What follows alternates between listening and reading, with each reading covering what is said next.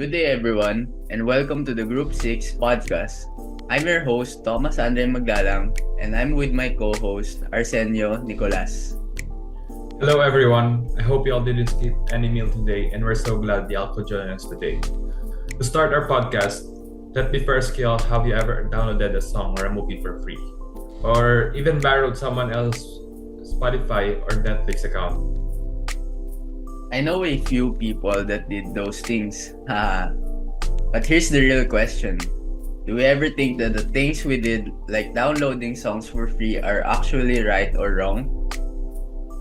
I agree with that because if we look at it, those actions might seem harmless, but when we look closer, they connect to something bigger. It's just the tip of the iceberg. Exactly. And that something bigger is what we call digital ethics. In today's world, this matters more than ever. Our lives run on technology, from phones and social media to hospital and banks. It's part of our lives that we can't easily remove. And that means it's not just about convenience anymore. It's all about responsibility.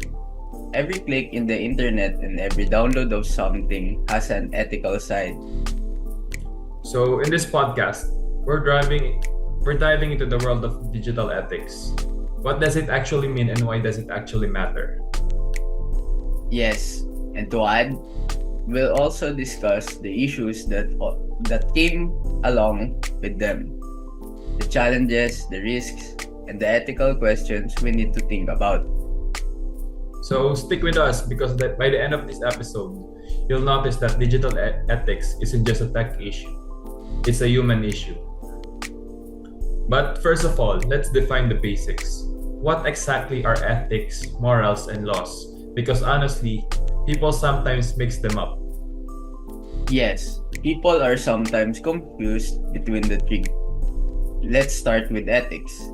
Ethics is a code of behavior agreed upon by a group or society. It's like a shared guideline that helps people know what's acceptable so they can live and work together in an organized way. While morals are personal, they're the principles you, as an individual, believe in. While law is basically formal rules made by governments and enforced by institutions like the police or courts. And to put it simply, ethics are group standards, morals are personal beliefs, and laws are the official rules enforced by society. Yes, and these three don't always line up. Something legal may still be seen as unethical, and something illegal might be viewed by some as moral. That's where conflicts often came in. I see. Now that we've defined three, let's talk about something important when it comes to making choices, which is integrity. It's all about sticking to your principles, even when it's difficult. It's like saying, I'm going to do what's right, even if no one's watching, and even if it costs me something. Exactly. And ethics isn't just about decisions, it's also about our habits. Some habits guide us toward good behavior, and those are called virtues. Think fairness, generosity, loyalty. On the other hand, some habits lead us to the wrong way, and those are vices like greed, envy, or anger. Here's the tricky part. Ethics is not the same for everyone. It is influenced by many factors like culture, religion, or age.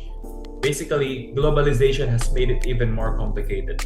We live in such a connected world that applying one single set of ethical principles can get messy.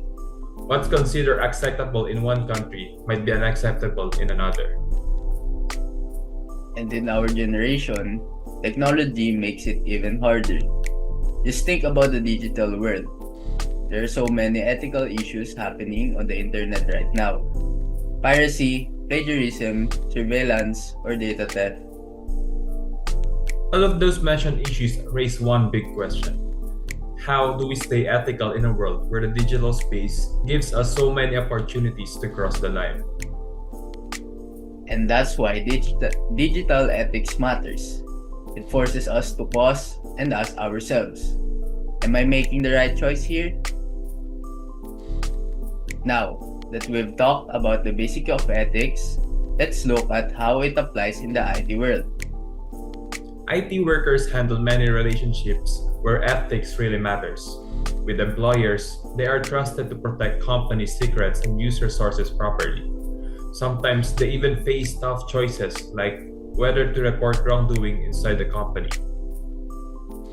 With clients, the expectation is to stay fair, avoid conflicts of interest, and deliver what was promised.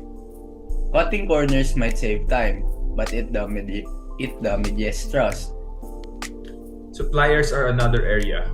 Bribery and unfair deals can happen if workers are not careful. So, internal controls and honesty are important. Then there is the responsibility toward our other professionals. That means respecting colleagues, mentoring newcomers, and not exaggerating your skills just to launch a project. And of course, IT workers also interact with users. This is where issues like software piracy, misuse of resources, and data privacy violations come in. Workers need to guide users toward responsible behavior. Beyond that, there is also a responsibility to society. Since technology affects so many people, IT should be used in ways that help, not harm, communities. And that is why professionalism is so important. Organizations like ECM and IEE provide codes of ethics to remind IT workers to act with integrity, maintain credibility, and keep improving their skills. In short, being an IT is not only about technical know-how, it is also about trust, fairness, and responsibility in every decision. So far, we've talked about ethics in general and how it applies to IT workers. But what about the software itself? The way it is developed also raises a lot of ethical questions. That's right. Software quality is critical because so many people rely on it. If a program fails, it can cause real harm. Think about airline booking systems, hospital equipment, or even banking apps. A single error can affect thousands of lives. And that is where ethical dilemmas come in. Developers often face pressure to release software quickly or at low cost. But rushing can sacrifice safety and reliability. Do you meet the deadline or do you take extra time to make sure the product is secure and effective? We have seen real-world examples. Back in 2016, British Airways had a massive IT failure that left passengers stranded.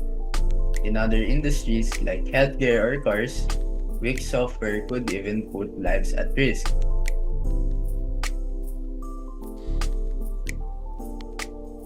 To reduce these risks, different development approaches are used.